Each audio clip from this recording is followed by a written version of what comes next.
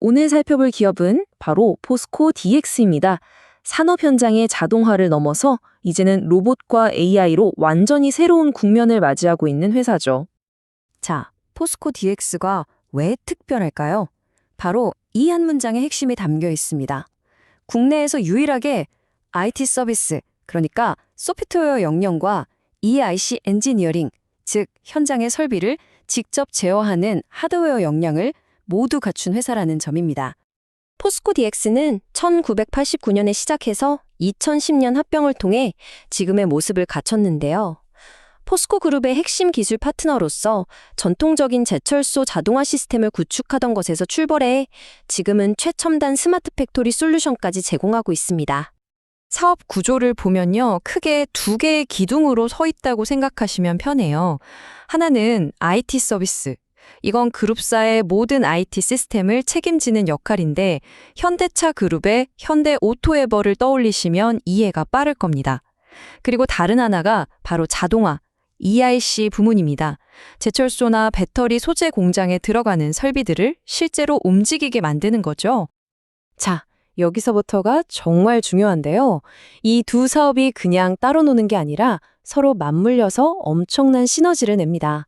바로 이 통합 영향이 포스코 DX의 독보적인 경쟁력이라고 할 수 있습니다. 먼저 EIC 엔지니어링이라는 게 뭔지 간단히 짚고 넘어가면요. 공장 자동화의 거의 기초공사 같은 거라고 보시면 돼요. 전기, 개장, 제어, C의 시스템을 모두 합친 말인데 쉽게 말해 공장의 신경망과 근육을 만드는 기술입니다. 그리고 이 그림이 포스코 DX가 왜 강한지를 한눈에 보여줍니다. 자동화는 레벨 0부터 4까지 단계가 나뉘는데요. 포스코 DX는 현장에 깔리는 센서나 모터 같은 레벨 0부터 회사 전체의 자원을 관리하는 ERP 시스템, 즉 레벨 4까지 이 모든 걸 다 할 수 있다는 겁니다. 이게 왜 대단하냐면 현장 설비부터 경영 데이터까지 막힘없이 하나로 연결할 수 있는 회사가 국내에 거의 없기 때문입니다. 자, 그럼 이렇게 강력한 사업 모델이 돈은 어떻게 벌고 있는지 숫자로 한번 확인해 봐야겠죠. 아마 투자자분들이라면 제일 궁금하실 부분일 텐데요. 이 매출 구성을 보시면 그룹사 의존도가 상당히 높다는 걸 바로 알 수 있죠. 포스코와 포스코 퓨처엠을 포함해서 그룹사에서 나오는 매출이 전체의 92%나 됩니다. 이걸 우리가 보통 캡티브 마켓이라고 부르는데 한마디로 안정적인 지반 고객이 있다는 뜻입니다. 이건 분명한 장점이죠. 수주액을 한번 볼까요? 2022년과 2023년에는 정말 수주가 폭발했습니다. 2차 전지 소재 분야에 투자가 몰리면서 연간 1조 4천억 원을 기록했죠. 그런데 2024년에 딱 꺾이는 모습이 보이죠. 이게 바로 그 캐즘, 그러니까 2차 전지 투자가 잠시 숨고르기에 들어간 영향입니다. 그런데 재밌는 건 수주가 줄었는데도 매출은 2024년에 견조하게 유지가 됐다는 점입니다. 왜냐하면 수주가 실제 매출로 잡히기까지 보통 1년에서 3년 정도 시간이 걸리거든요. 그러니까 22년, 23년에 미리 받아놓은 일감 덕분에 24년 실적은 방어한 거죠. 다만 24년에 수주가 줄었으니 그 영향은 2025년 실적에 나타날 수밖에 없겠죠.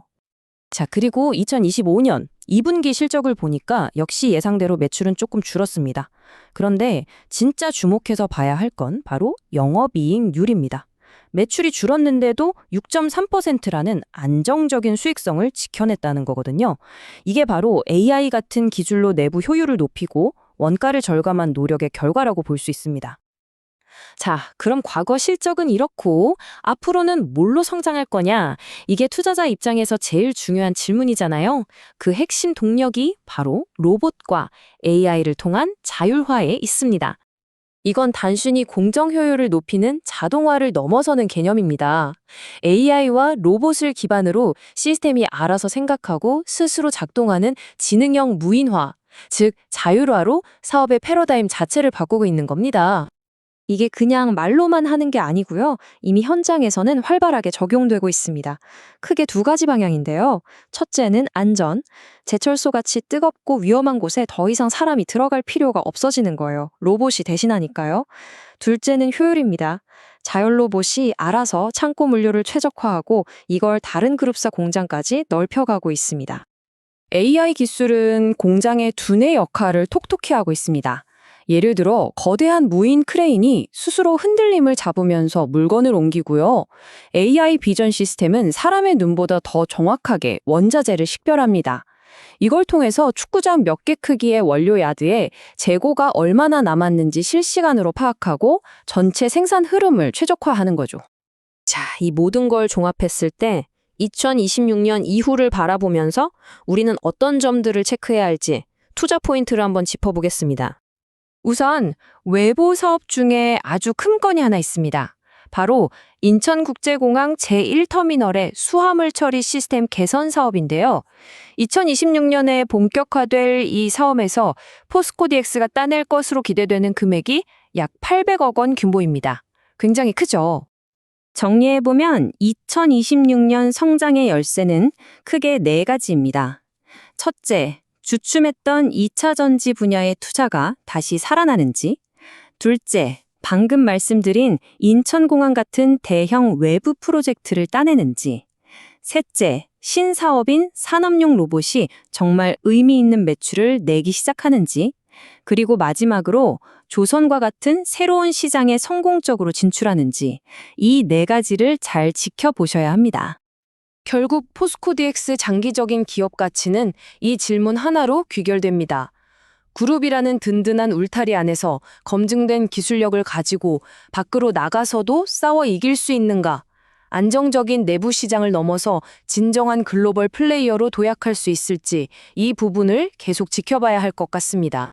오늘 준비한 내용은 여기까지입니다.